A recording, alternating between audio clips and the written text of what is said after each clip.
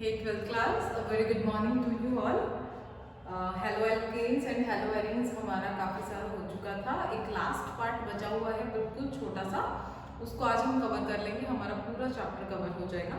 उसके बाद बस आपका काम बचेगा कि आपको उसके बेस पे जितने क्वेश्चंस बने हैं प्रीवियस ईयर में वो आपको करने हैं। जिसमें आपको प्रॉब्लम लगे, डाउट लगे, आप पूछ सकते हैं, नो डाउट।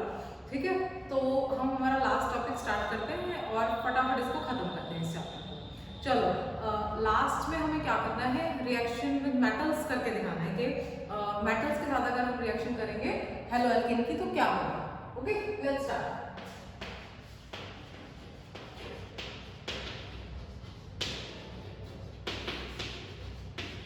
बिल्कुल भी बड़ा टॉपिक नहीं है, आप लोग बोलो नहीं होने वाला। हाँ जी, सबसे पहले हम यहाँ पे बनाएंगे ग्रिग्नार्ड रिएजेंट। क्या बनाएंगे? Grignard reagent. ठीक है, ग्रिग्नार्ड रिएजेंट शायद आपने 11th में भी किया था। मतलब मैंने आपको तभी इसलिए बोला था कि 11th की जो चीजें हैं वो काम आएंगी, वो काम आ रही हैं। बेसिक चीजें आ रही है कि नॉमेनक्लेचर आ रहा है। ठीक है, ग्रिग्नार्ड रिएजेंट हो गया, फिडेलक्राफ्ट रिएक्शंस हो गई, एटसेट्रा एटसेट्रा। तो स्टार्ट करते हैं। चलो, यहाँ पे हमें लेना है RX। RX क्या है? हेलो एल्केन में, और Mg ये है RMgX। This is Grignard reagent. Grignard reagent RMgX, CH3MgBr, CH3MgCl, ये सब क्या है? ग्रिग्नार्ड रिएजेंट में आते हैं। ठीक है, अगर मतलब उसकी जगह मैं ये ले लेती हूँ, इसका थोड़ा सा हम किस तरह से करेंगे।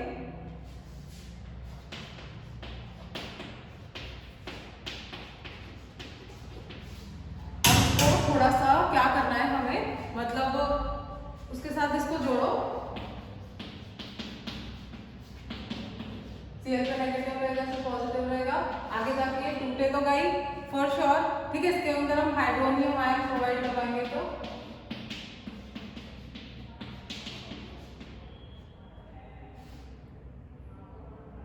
ये क्या हो जाएगा इस तरह से, CH3Mg।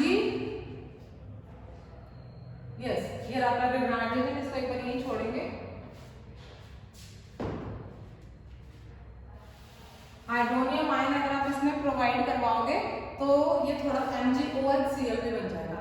CH3 आपका अलग निकल जाएगा और प्लस में MgOHCl आप कर सकते हो, आगे कोई प्रॉब्लम नहीं, लेकिन आपके लिए यहाँ तक बेनिफिशियल है। ठीक है, उसके बाद अगर हम चले, कुछ हमारी इसी के बेस पे कुछ नेम रिएक्शंस हैं। क्या है? नेम रिएक्शंस है, जो कि काफी इंपॉर्टेंट है। स्टार्ट करते हैं। वुड्स रिएक्शन, नेम रिएक्शन है, इंपॉर्टेंट।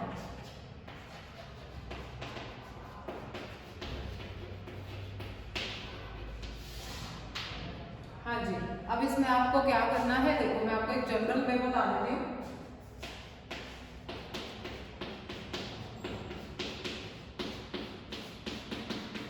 दोनों तरफ एल्काइल हैलाइड ले लिया, प्लस में सोडियम मेटल लिया है, क्योंकि रिएक्शन विद मेटल करा रहा है। क्या करा रहा है? रिएक्शन विद मेटल करा रहा है। देखो क्या प्रोडक्ट, ये बाहर हो जाएगा, प्रोडक्ट बन जाएगा RR प्लस 2NaX। अगर मैं यहाँ पे लिख लूं,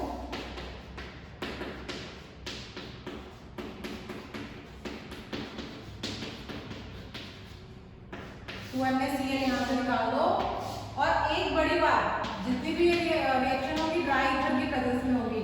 क्वेश्चन अराइज होता है, बोर्ड में भी आया हुआ है कि ड्राई ईथर की प्रेजेंस में क्यों होती है, क्योंकि ये क्या कर लेता है, ड्राई ईथर जितना भी मॉइस्चर होता है रिएक्शन में, जो कि रिएक्शन में बाधा डाल सकता है, आई मीन कोई प्रॉब्लम रुकावट डाल सकता है, तो उसके लिए क्या करते हैं, ड्राई ईथर डाला जाता है, ताकि वो सारा का सारा मॉइस्चर क्या कर ले, एब्जॉर्ब कर ले। इसलिए ड्राई ईथर ग्रिग्नार्ड रिएजेंट वाली रिएक्शंस में डाला जाता है। ये बात आपको ध्यान रखनी है, क्वेश्चन ये सीबीएसई में आया हुआ है कि ड्राई ईथर जब भी हम मेटल्स के साथ रिएक्शन करते हैं, ग्रिग्नार्ड रिएजेंट्स के साथ रिएक्शन कर रहे हैं, तो फिर उसके अंदर ड्राई ईथर डालना जरूरी क्यों है। रीजन आपको समझ में आ गया होगा, because it absorbs the moisture और रिएक्शन को स्मूथली होने देता है। ओके, आगे प्रोसीड करते हैं।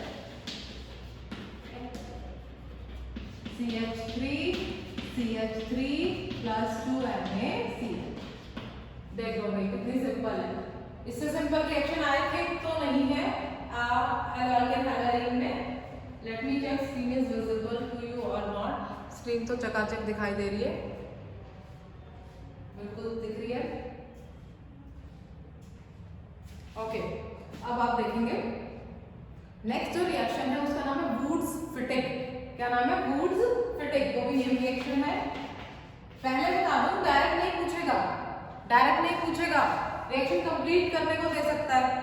अगर जहां ड्राई ईथर डाल दिया समझ जाना वुड्स रिएक्शन है, सोडियम मेटल डाल दिया तो ठीक है। तो आपको अंदाजा लगाना है, रिएक्शन कंप्लीट करने को दे सकता है, प्रोडक्ट पूछ ले, रिएक्टेंट पूछ ले, कुछ भी पूछ सकता है। ऐसे मत सोचना ऐसे देगा इतना टुच्चा क्वेश्चन वुड्स रिएक्शन लिखो, वो कभी कभी आता है जब पेपर इजी हो या हाइड्रोजन उसको बहुत इजी क्वेश्चन डालना, अदरवाइज वो इसको थोड़ा सा घुमा फिरा के डालता है। That's why I am saying एक बुक ले लो जिसमें प्रीवियस ईयर क्वेश्चंस हो ताकि आपकी प्रैक्टिस हो जाए। आगे चलते हैं। Woods Fittig. वुड्स फिटिंग में क्या करना है? एक तो नॉर्मल हेलो एल्केन ले लो, एक हेलो एरिन ले लो। ध्यान से देखो,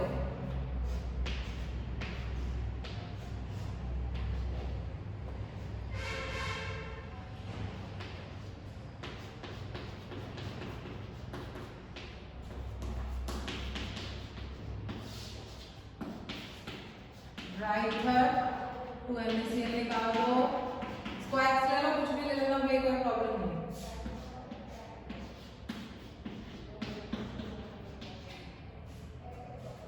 ये देखो प्रोडक्ट बन गया, CH3 आ गया। इससे सिंपल नहीं है, फटाफट देखो, उसमें दोनों अल्काइल हैलाइड लिए थे, इसमें एक अल्काइल हैलाइड लिया है, एक अराइल हैलाइड लिया है, चेक कर सकते हैं आप। और ड्राई ईथर की प्रेजेंस में ही होगी। This is Wurtz and this is Wurtz Fittig. Wurtz fitting.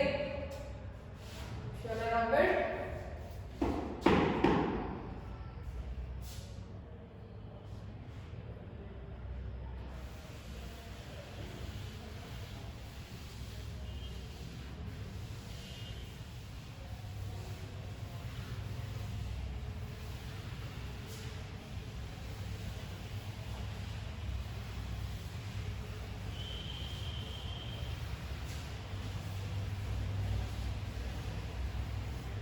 तेरा Wurtz Fittig, sorry Fittig reaction.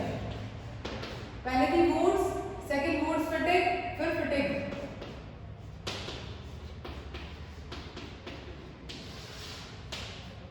इसमें आप क्या करेंगे? इसमें आप दोनों हेलो एरिन करेंगे।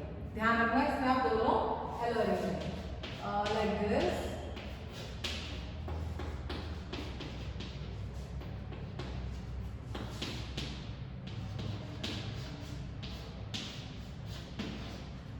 इसकी प्रेजेंस में ड्राई ईथर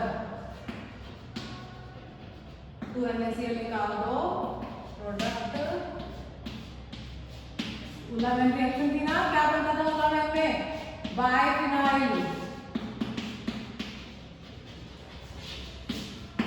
ये देख लो आप, फिटिंग रिएक्शन है ये, फटाफट नजर मारो, आगे प्रोसीड करेंगे।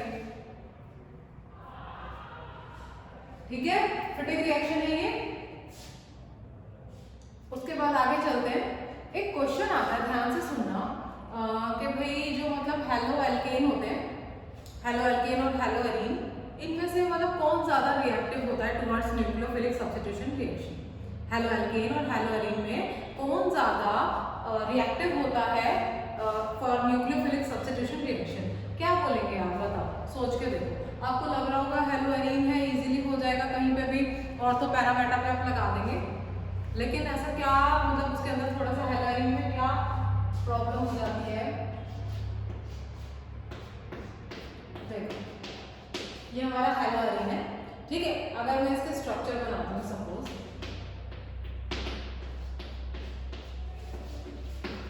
इसके रेजोनेटिंग स्ट्रक्चर मैं बनाऊं,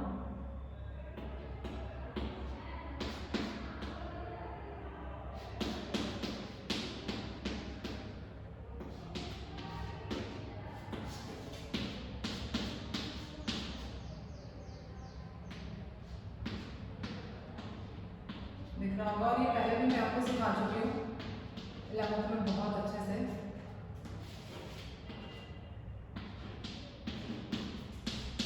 प्रीवियस वीडियो में भी बना के दिखाया था, हट जाती हूँ किसी को ना दिखा हो तो।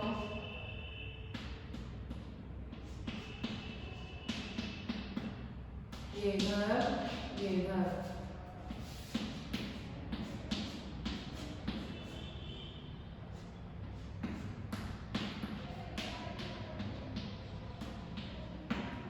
ये रेजोनेटिंग स्ट्रक्चर है हेलो एल्कीन के। क्या आप मुझे एक बात बता सकते हैं, यहां से अगर सब्स्टिट्यूशन आपको कराना है, इसको उड़ाना बहुत मुश्किल है, इसको यहां से उड़ाना बहुत मुश्किल है। मुश्किल क्यों है?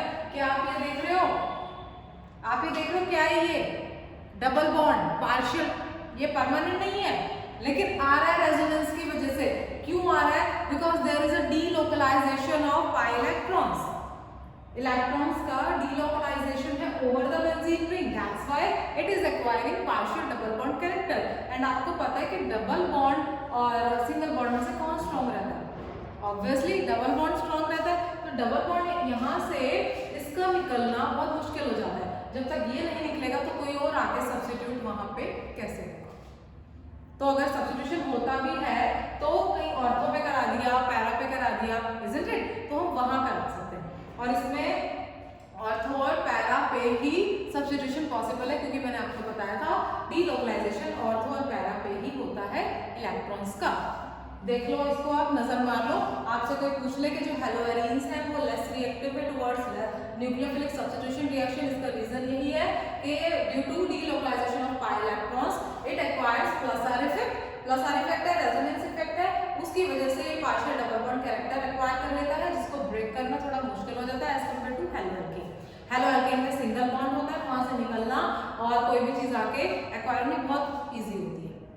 ठीक है, तो इसलिए हम क्या बोल देंगे कि haloarenes are less reactive toward nucleophilic substitution reaction. और एक बात और, जो हेलोएल्केन में जो कार्बन होता है वो sp3 हाइब्रिडाइज्ड होता है, ये sp2 हाइब्रिडाइज्ड होता है।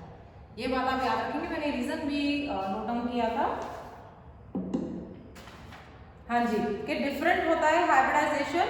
और हेलोएल्केन में क्या रहता है, मतलब हेलोएरीन में sp2 हाइब्रिडाइज्ड और हेलोएल्केन में sp3 हाइब्रिडाइज्ड होता है। और CCl बॉन्ड स्ट्रॉन्गर रहता है और शॉर्टर होता है। जो ये CCl बॉन्ड है कार्बन और इसका, ये शॉर्टर भी है और स्ट्रॉन्गर भी है। ये मैंने आपको हाइब्रिडाइजेशन का रीजन दे दिया, पार्शियल डबल बॉन्ड कैरेक्टर का रीजन दे दिया, plus R effect, delocalisation of pi electrons, उसकी वजह से haloarenes are less reactive toward nucleophilic substitution reaction.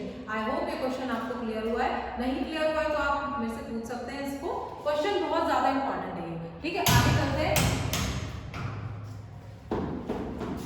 आगे प्रोसीड करते हैं।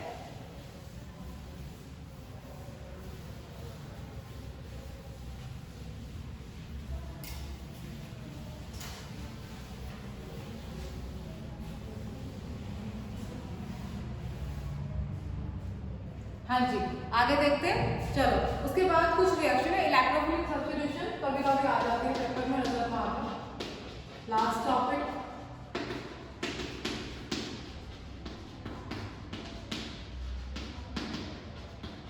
ऑर्थो पैरा का ध्यान रखना। हेलोजिनेशन अगर मैं देखूं,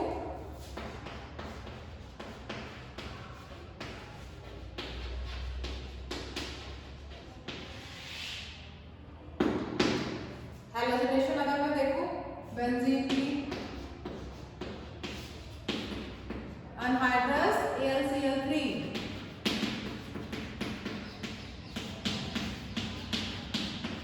क्लोरोबेंजीन बनता है। क्लोरोबेंजीन पे करवाऊंगी अगर मैं, यहाँ पे अगर मैं ले लेती हूँ, हाँ जी, अनहाइड्रस AlCl3 ले लूं, तो ऑर्थो और पैरा का प्रोडक्ट बनेगा Cl2 लगा लेना भाई।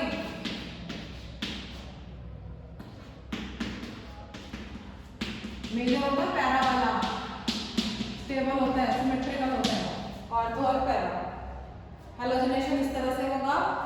दूसरा कराएंगे नाइट्रेशन, फिर कराएंगे सल्फोनेशन, चैप्टर खत्म।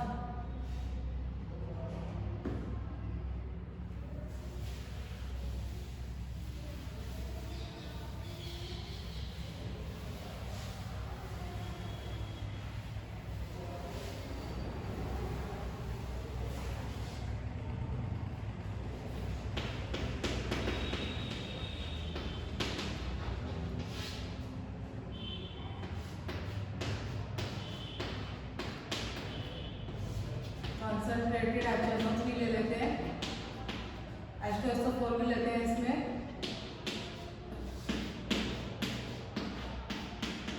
यहाँ पे क्या लग जाता है NO2 NO2।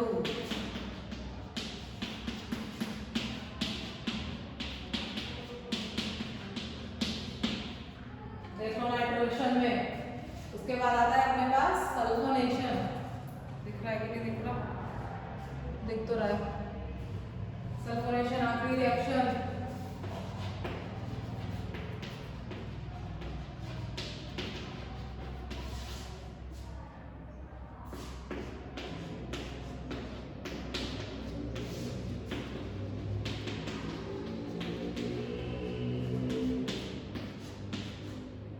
सब तक आया हुआ लेवल में? ये अभी भी कहेंगे मैडम ये तो आया नहीं समझ, ये तो ऐसे हो गया, तो वैसे हो गया।